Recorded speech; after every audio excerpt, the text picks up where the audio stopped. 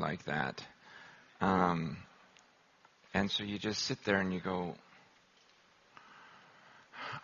what am I, what do you say? This is, none of us have experienced anything like that. I don't even know how to process it. You ever go somewhere as a missionary and you get there and you're just so humbled because you thought you were going to teach them something, and then you look at their lives and you feel about this big, and you just go, I don't even know how to talk right now. I've done that. I've been in Africa. I've been in India, where I just go, I don't know what to say. I really don't. I'm not trying to be humble. I'm just floored right now. And you look at your life, and for some reason people lift you up for different things. Then you see something so authentic, so real, so clearly of the Lord, and you just go, man, I just want to soak that in for a second. And so it's forgive me if I'm a little out of sorts right now. And I was already messed up. No, because I woke up this morning early because I just sensed the Lord wanted me to go a different direction, and there were some things that He wanted me to say today. I believe the Lord. I mean, this could be Him. I could be just because of some conversations I had with some of you yesterday that got me thinking. But I believe the Lord wanted me to start off this morning with some confession of sin publicly. And so I'm just going to go with it and see how it goes. And I believe it ties in perfectly with the passage in John chapter 15. And it is motivating. I talked to a couple of friends of mine that I hadn't seen in like 25 years. We went to seminary together. And one of them made the comment that he felt like he was just now recovering from seminary. And he was saying, gosh, it seems like you're a little further along in that process. I go, I know, isn't that crazy? 25 years, and I still have issues from that time. And I don't know if anyone just publicly talks about this stuff, but I'm going to. Because I've lied about some things over the years. And my lies, the Lord opened my eyes to some of the deception, reminded me of some of the deception, and showed that I sinned against Him. It's been hurting my life, and it has also kept others from benefiting from truth because of some of the lies in my life. And I have lied for the sake of reputation. That's usually why we lie. Is you want to look good. You don't want people to know the truth. And as leaders, we can hide more easily than most people. A passage that comes to my mind is Revelation chapter 3, when Jesus is speaking to the church in Sardis. And He says, you have a reputation of being alive, but you're dead. He says to this church, okay, everyone knows about the church in Sardis. Oh, you're so alive. But God Himself says, but I know who you really are, and you're dead. And I think of that passage when I think about us as leaders, because we all have a reputation. You just do. The moment you took the position, you took a reputation. People assumed when you took that title that you were a godly man. They just assume that. Your congregation assumes you have this great walk with the Lord. You have a reputation. And who's going to call you out on it? Who's actually going to come into your life? Who in your congregation would really come in love and just question you on your walk with God? That's why some of you in this room are in affairs right now, but no one calls you out on it. No one dares question you because you are pastor. Some of you are addicted to pornography. You hide it, but who's going to call you out? Because you're pastor, you're reverend, you're the leader, you're the shepherd. You have a reputation of being alive. Some of you have not had a sincere, just like heart-to-heart, intimate time with the Lord in so long. But who's going to bring it up? You've got a reputation. Man, I've got a reputation. Who's going to question me on my walk with the Lord? I wrote Crazy Love. Okay? Of course I'm in love with Jesus, right? Of course I have these amazing intimate times with the Lord. And we just assume certain things because you have a reputation of being alive. And that's why I love that passage, because God says, look, I don't care what everyone thinks about you and everyone assumes about you. I know the truth about you. And that passage is always one of the ones that's on the forefront of my mind. Going, you know what, Lord, I'm here to please you. And yet, even so, I fall into this trap of deception sometimes. And some of you, especially at this conference specifically, okay, because this is the Oxygen Conference. And this one is going to be a little bit more scholarly than most. And it's going to attract people that may be a little bit more scholarly than most. And you've got a higher IQ than a lot of people. And when you're scholarly, people don't want to approach you. They're intimidated by you. Because I could be totally wrong. I could be totally right about something. But if I argue with you, you'll still win. Right? I mean, it's like the little guy going to the gym and all these guys are just ripped and you're just going, I can't argue with any of them. They'll just beat me up. It doesn't matter if I'm right. They're bigger than me. And so many people will look to you with that mindset. Doesn't matter where your relationship with God is because and that's not your fault. I'm not saying, yeah, why would you be so smart? God made you that way. That's wonderful. That's a great gift. I'm just telling you, it makes you less approachable by the common person who doesn't want to dare question you because he knows you could put them in their place. And you know it too. And so we can have a reputation and very few people will call us on it. Here are some of my confessions. The first one is just an admission. I don't think it's a sin. I'll get into my sin later. I'm really bad at comprehending things. I have poor comprehension. I don't know what you call that. But I always have, in seventh grade, you're reading these books and the teacher says, well, what did that mean to you? And all these people will explain what it meant. And I'm going, wow, I didn't get that. I just thought it was about a guy that fell off a cliff and flies flew around his head. I don't know. I don't get it. I try to comprehend things and I don't get them. Now, I knew how to take tests. I knew how to study. I knew how to get A's. I was an A student in seminary. I even calculated in my head what it would take to graduate with one of those golden sash things. Because I remember going to graduations and seeing the guys that didn't have them. And I thought, what losers. I am going to get one of those golden sashes. I will be some sort of cum laude. And I calculated it all out and figured out exactly what I needed to get one of those. And I knew I could do it. I ended up missing it, barely, which was so lame.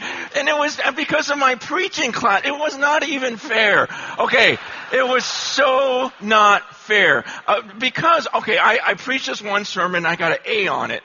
So my next one, and it wasn't that great of a sermon. And I thought, wow, I got an A on that. So my next one, I figured out how to get A in the class. I just figured I'll just do it a little bit better. And of course I'll get an A. So I preached a better sermon the next time. And he gave me a C. And I remember going to the professor, I'm going, whoa, wait a second. I said, how did I get a C on that? I go, was this one not better than my last one? And he goes, yeah, it was actually. And I go, I exposited, I went deeper into the Greek, deeper into the Hebrew. I did this. I had the prepositional statement like you told me to. I did these things, stuff that you're never really going to use. But I did it all. I go, how did I get a C? And he goes, yeah, I don't know. I go, well, do you realize that you are going to I told him this specific, you're going to keep me from getting one of those golden sashes. You're going to keep me from graduating with honors. Just because this one grade, I calculated this whole thing out. And he didn't change it. I'm still bitter. I I was one of the losers.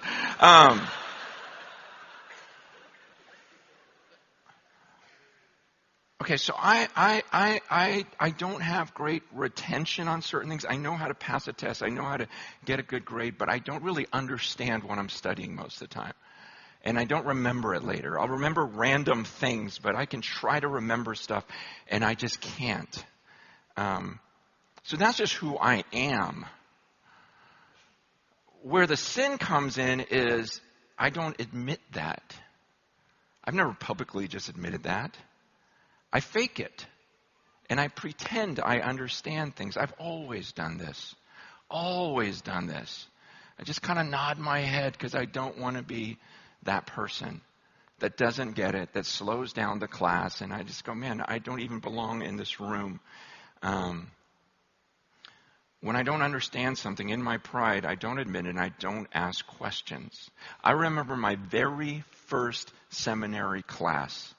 Very first statement out of the professor's mouth. A guy named Dr. Mueller came out, and he had an English accent, and he got up and he says, "We will start with some prolegomena." Wow. And he goes, "For those who don't know what that means, it just means introduction." Why did you say that? And but he went on. I still remember because he said some things where he made this comment about some principle. He goes, there's this principle, da-da-da-da. He goes, which we all learned in bonehead physics. And I'm sitting there going, I never took physics. I don't know what he's talking about, but I'm not going to raise my hand and go, hey, I didn't take physics. And everyone look at me like, wow, you're Chinese. You didn't take physics. I'm not going to do that. So what am I going to do? I'm going to just laugh with the rest of the class. Oh, yeah, bonehead physics. Oh, I remember that. I remember preaching at our conference for my alma mater, my Bible college, and having dinner with the president and a guy named John MacArthur, Dr. John MacArthur, and he had another speaker. It was John MacArthur, another guy named Al Mohler. It's pretty smart, and me. And we're having dinner, and my wife's with me and everything else, and they were talking about stuff at the dinner table. Man, I was concentrating, I promise you. I was listening so hard, had no clue what they were discussing. I mean, they were using these words that were just insane, and I'm just listening and eating, going, oh, yeah, just nodding my head, and then, that awful question came up. What do you think about this, Francis? And what do? What would a humble person do? Say, I don't know what you're talking about. What does Francis do? I just kind of go, yeah, man. I go, that is such a hard one. I could go either way.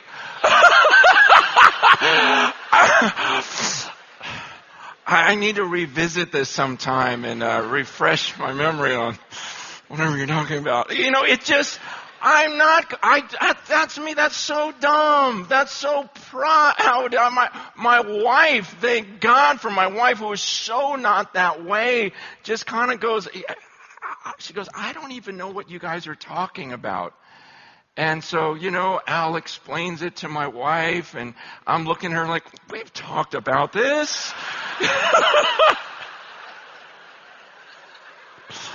Stupid.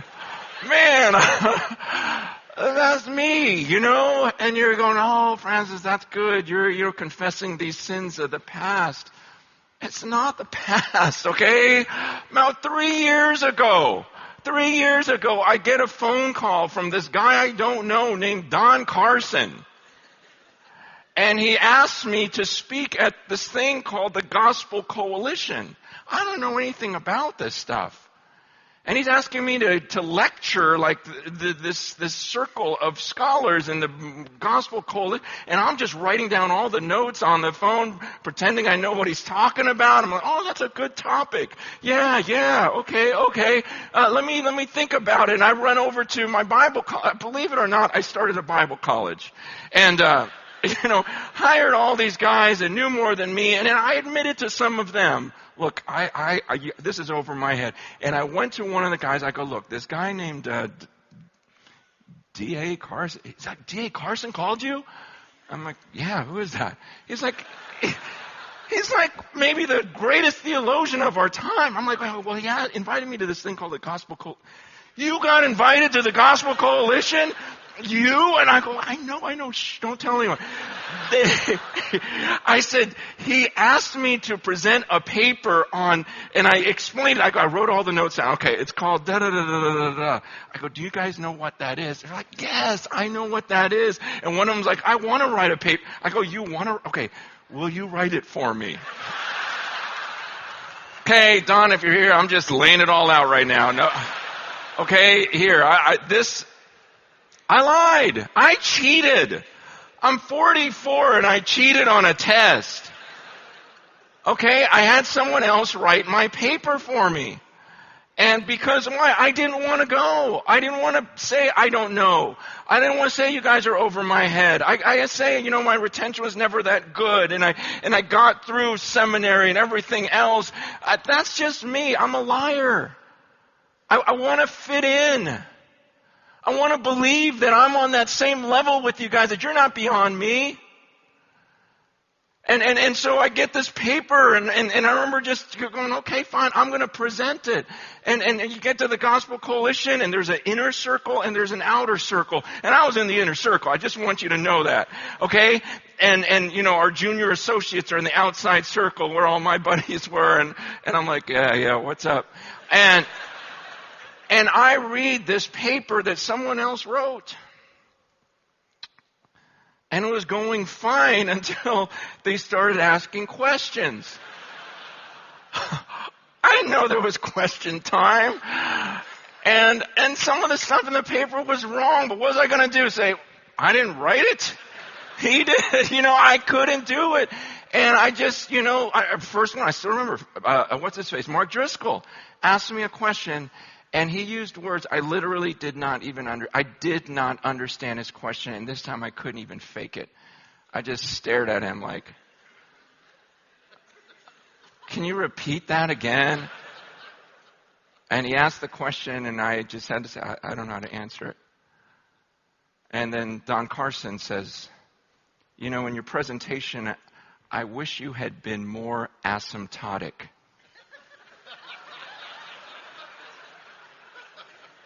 I was like, I thought about it.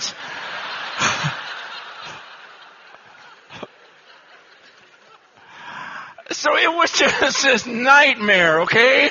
I was just village idiot, and I couldn't hide. And the more I talked, the dumber I sounded, and I could just hear myself and my pride like, no, I fit in this room. And by the end of the conference, I went up to Don Carson, and we've never even talked about this, so I just, I don't think I fit here.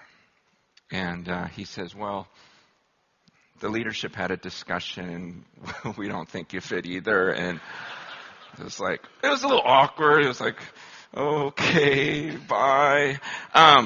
Just kind of went and left, and man, I just remember walking away again. And it's my pride. There was just this, I'm just going to study even harder, and I'm going to get there. And you just can't get there, okay? And my fears started overtaking me. I start going, gosh, maybe I just shouldn't even teach. I don't match up. There's too many things I don't get. And it all started in seminary where you study, and you're just going, I don't get this. I'll pass the test, I'll get my grade, but there's no way I can keep up with these guys. And you just feel like you're the only person in the room that doesn't really get it. But your pride doesn't let you say that you don't get it. And then people challenge you through the years and you come up, you jump on Logos and you try to find some facts for them and pretend you knew this all along and you just hide it, you fake it. But it really put me in this spiral because you just start going, I don't know enough. I'm not equipped for this, God. I'm that workman that's just ashamed. I shouldn't be teaching. It affected my courage. Then I started just feeling like, I don't know enough. Why should I ever open my mouth? You start getting insecure. There's a big thing that's been happening the last few years, especially amongst younger people. People are getting depressed because of Facebook.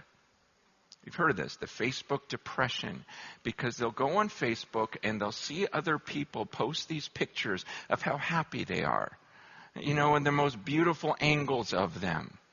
And we had so much fun at this place. And people look on and go, I'm not having as much fun as her. I don't look like her. I don't have as many friends as her. And they're getting depressed because everyone's putting their best foot forward and everyone's just going, gosh, I don't match up to that. I'm not that person. And they just want to kill themselves.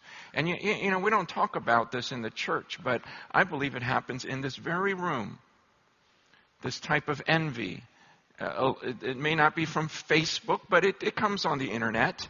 You go on the internet and you see what other people are accomplishing in the name of God.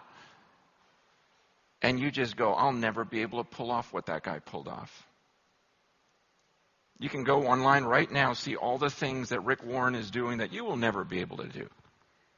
You can go online right now and read everything that Tim Keller understands that you do. You will never understand. No fault to those guys. They're gifted, blessed in those ways. I'm just telling you, I've done it. And it's tough. And you start stressing yourself out.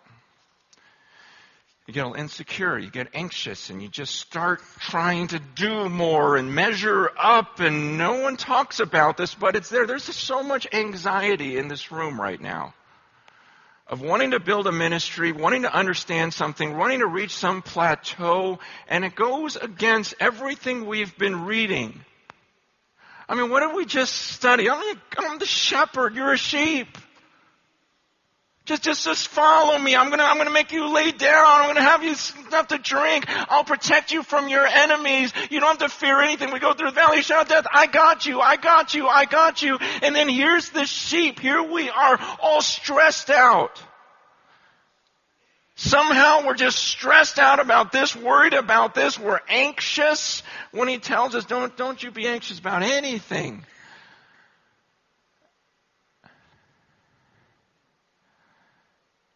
And then in John 15, he says, I'm the vine. Don't you get this? I'm the vine. I'm the true vine. You're the branches. You're the branches. In fact, he says, look, you don't even have to do anything. You're just a sheep. You're just a branch. All you got to do is stay connected to the vine. It's simple. Man, everything Jesus tells us, that this stuff is simple. I'm a sheep. Okay, I follow you. Okay, give me something to eat. Okay, take care of my enemies. Okay, that's all I got to do.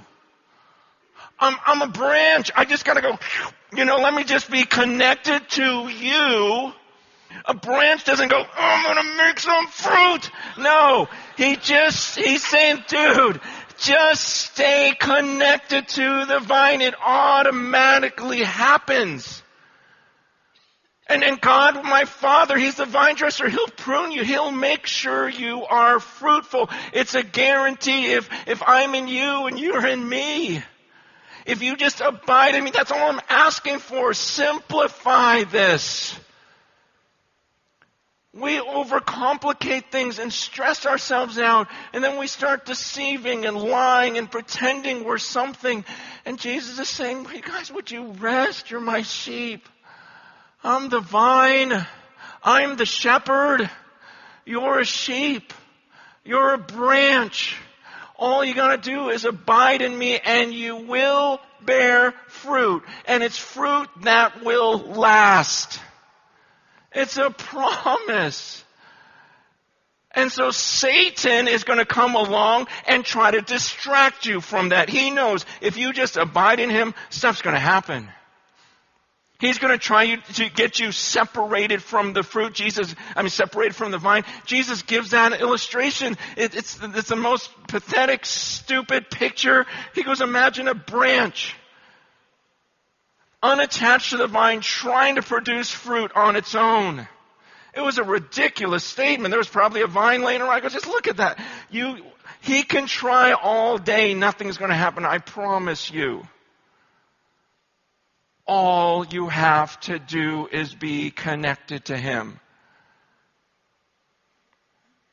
And sometimes we can come to a conference like this and walk away even more insecure. Going, wow, I will never be able to communicate like him. I will never know as much as him. I will never have a strategy as good as hers.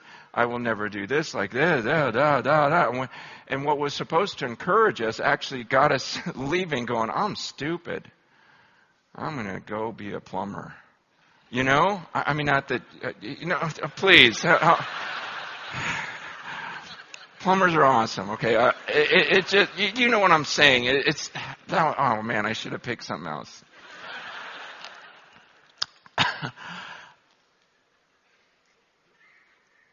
Jesus said, one of the verses that was really sticking in my mind in that passage when I was studying this was in verse 16, when he says, you didn't choose me. I chose you and appointed you that you should go and bear fruit and that your fruit should abide so that whatever you ask the Father in my name, he may give it to you. He says, you didn't choose me. I chose you and I appointed you. And I appointed you that you should go and bear fruit and that your fruit should abide so that whatever you ask the Father in my name, he may give it to you. So that whatever you ask the Father in my name, he may give it to you. The wording is very peculiar. I mean, he's saying, okay, I appointed you, I chose you, and here's what I chose you for. That you would go and bear fruit, like fruit that's going to last. So we can't mess this up. I mean, God picked us for this team, and he says, this is what I decided. I decided on you, and I decided that fruit was going to happen through you because you were going to abide in me so that whatever you ask the Father in my name, he may give it to you. So the plan was that we would abide in Christ and we would ask him for fruit, and God was going to answer that prayer. He goes, yeah, and I'm going to give you fruit because that's what I chose you for. It's going to happen. It's like this guarantee. I mean, this whole thing, it's like laid out for us. It feels like I don't really have to do a whole lot. Verse 4. Abide in me, and I in you. As a branch cannot bear fruit by itself unless it abides in the vine, neither can you unless you abide in me. I'm the vine, you're the branches. Look, it's a promise. Whoever, that's you, that's me, whoever abides in me and I in him, he it is that bears much fruit. That's it. He goes, I chose you for this. What did God choose us to? He chose us to abide in him. You just stay connected to me. It's going to happen. Fruit happens. You don't even have to work for it. Your enemies will be defeated because I'm your shepherd. Just lay down. I got this. Just stay attached to me. And yet our own pride, the messages from the world, the messages from even other believers can sometimes tear us apart from the vine and get us working and not trusting in that simple faith. That's why I love the story we heard from our brother from Cambodia. Just going, man, there I was in this concentration camp. I was in this prison camp, and God just told me, I got you. I got you. This isn't the end for you. This isn't the end for you. Let me give you dreams. Let me give you visions. Let me tell you what's going to happen. And then it happens, and he gets to see it, and we just sit back and we don't praise him. We go, wow, God, you told him, you did that, and I don't know how smart he is. We've never talked.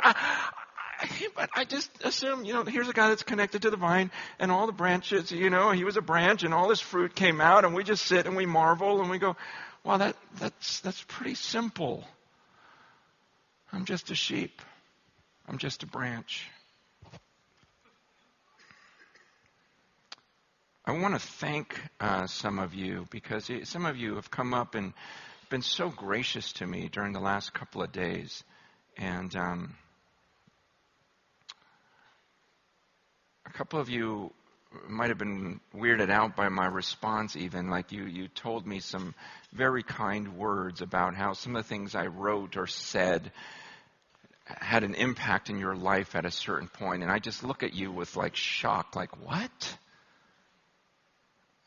Wait, some I wrote? But you're at Smart People's Conference. Well, what?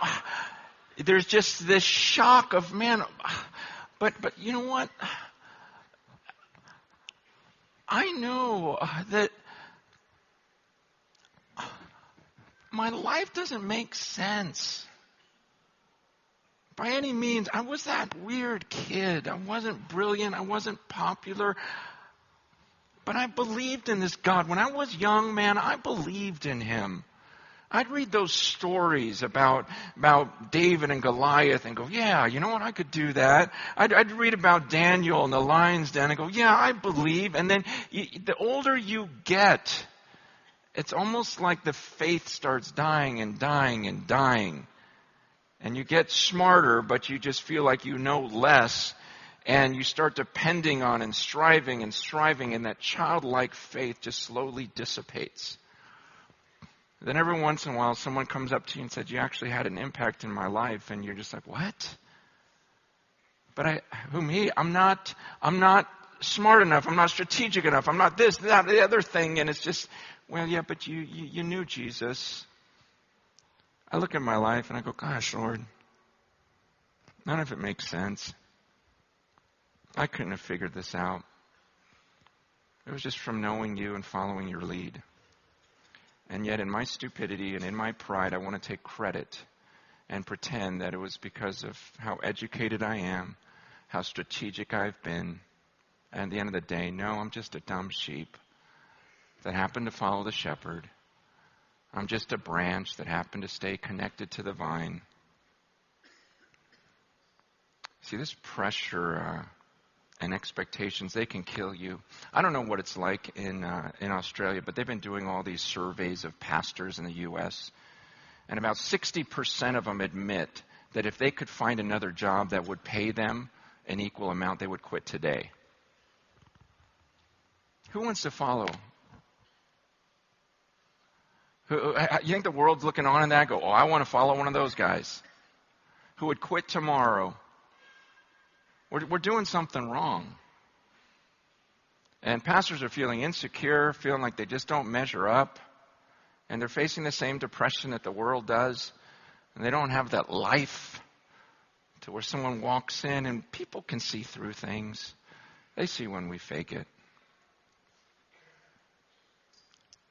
And I don't know what it's like here. If there's people here that want to quit because the pressure is just too big and you just don't match up. My hero on this earth is a guy in India who's a pastor, who's a leader. He really humble guy. If he was sitting in here, you wouldn't even know. He might be. He's led about 3 million people to the Lord through his ministry. He plants, on average, 17 churches a day. Yeah, you're just kind of like, how's that possible? He's got over 50 colleges. And these are not like casual believers that prayed a prayer and said, I want Jesus to be my friend. These are people who literally dig their graves sometimes before walking into a city to evangelize. Okay, there's some serious following of Christ going on this earth. We may not see it in some of our contexts. I'm just saying it's going on. But this guy is one of my heroes because he's just so simple, so humble, just so connected to the Lord. And he called me a couple months ago and he was crying. He's crying on the phone to me. And it was over another pastor in the U.S. of a big church had another moral failure. And it's just, he was crying. And I'm going, well, why is this guy crying? This happens every day.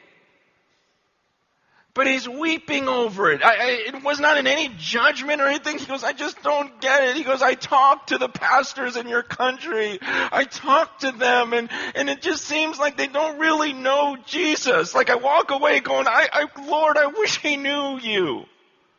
I wish he really knew you, Jesus.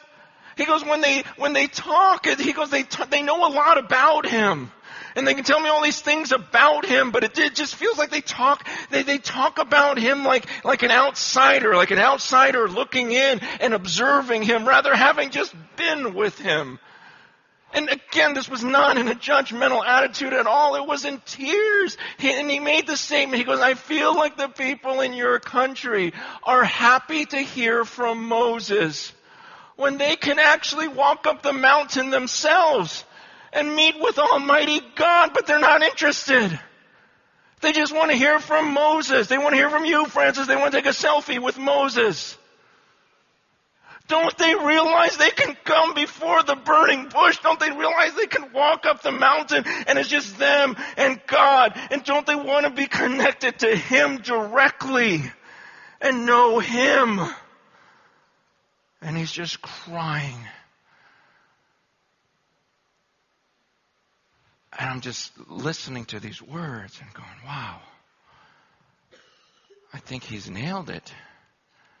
Like sometimes we can get so into people, so into Moses, and not realize you can walk up that mountain yourself. And if we're not careful, we can get our sheep and we can get the people to come listen to us rather than teaching them. No. This is no big deal. You got to go up the mountain. You have got to go up that mountain. My life and everything good in this life is because of those times I dared walk up that mountain and came in the presence of God, and it was just me and Him, and He spoke to me. He led me through His Word. I was abiding in Him, and all this fruit came from it, just these times I had with Jesus. That's where it was. And so now you, as you're one of my followers, look, I've got to become less. Somehow I've got to decrease in your eyes. Okay? And you got to go up that mountain. Trust me. You're not ever going to want to see me again. You'll just want to stay on that mountain with Him and be connected to Him because He's your shepherd. He's your vine. Just stay connected to Him. Follow Him. I've got to keep decreasing. I've got to keep decreasing. You go, follow. That's why I told my staff and my church, I go, look, all of you leave. Quit being under me. There's something amazing when you just go off on your own and it's you and God.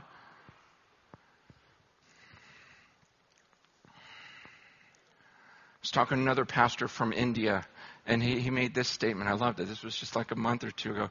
He said, he goes, I've been studying movements of God. And he says, you know how movements start? Movements of God start when the founder knows Jesus deeply. He goes, you know when movements die? Is when the followers only know the founder. Wow, that's so good. And we live in a time where we want to attach ourselves to the founder of ministries. It's safe that way. I want to attach myself to this scholar. I want to attach myself to this man who has a great ministry. I want to attach myself to this person. And it's not me just walking up that mountain and getting into the presence of God. And my question to you today is, man, when's the last time you seriously just walked up the mountain? And it was just you and Him, and you were connected. You were abiding in that vine, because I'm telling you, that's when the fruit's going to come. Oh, you can make disciples without it, but the question is do we really want you making disciples? I mean, seriously, if you're not close to Jesus right now, why would we want two of you? Like, what are we reproducing? Stressed out sheep? Branches on their own trying to reproduce? Man, get connected again.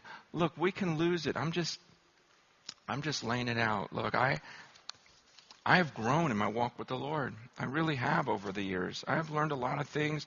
I believe I've grown in my wisdom, but I'm also realistic that while I've grown and been on this trajectory and I've been on this process of sanctification, there's also areas that I can look in my life where I've been declining, actually, such as my faith.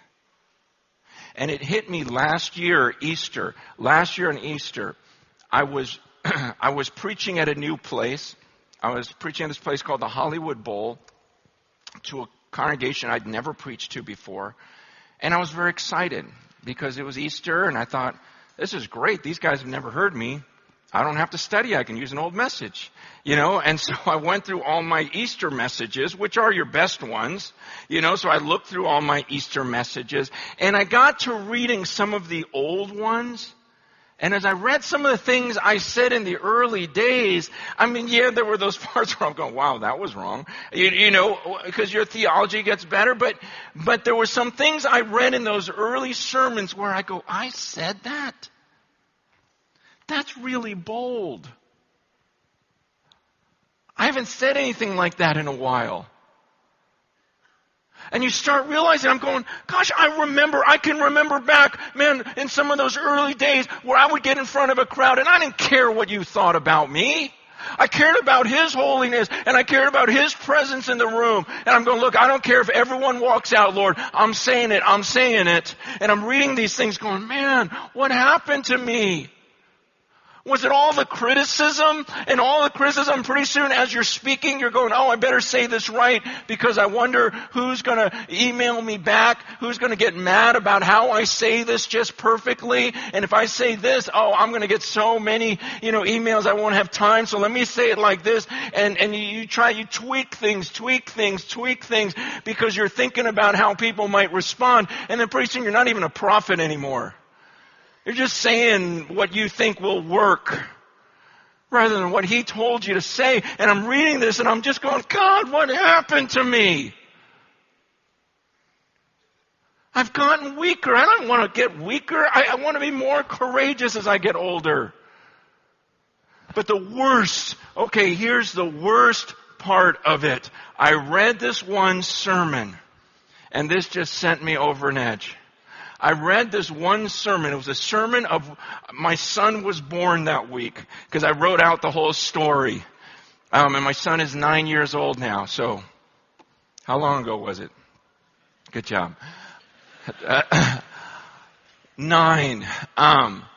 And I was describing it because I still remember our oldest daughter was about 10 years old and we're about ready to go to the hospital. And my wife's like, should we bring Rachel, our oldest daughter? And it's like, well, she's only like 10, And we were debating it, like, well, it might be good for her to see, it might be too much. And then I just remember going, no, let's bring her. If she sees childbirth, it'll keep her from messing around, And so we bring her along, right?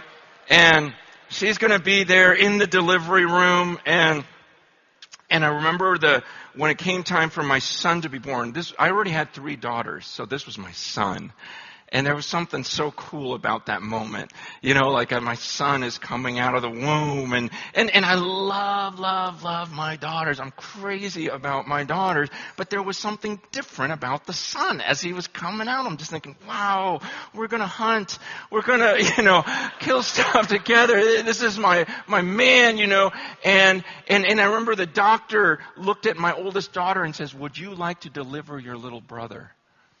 And she's like, I can do that? And she's like, yeah. And she's okay. And she puts gloves on my little girl, puts a gown on her and little goggles. And she's there waiting for my son to come out again. And she's catching my son. Tears are coming down her face.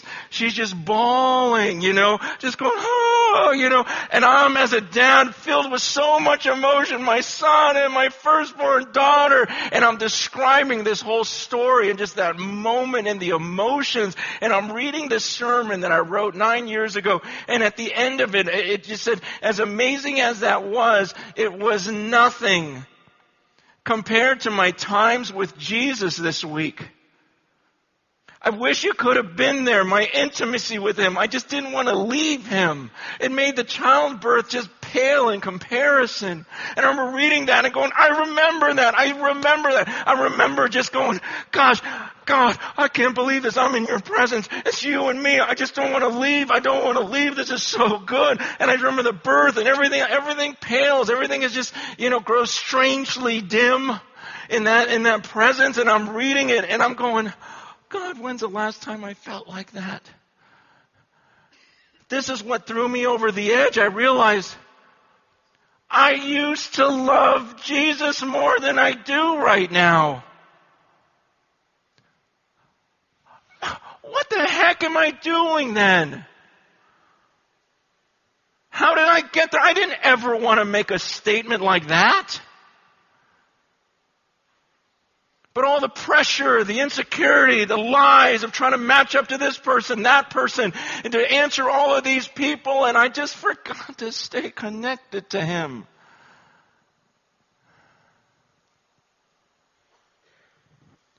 And I heard these words from the Lord, from Revelation 3. Strengthen what remains and is about to die.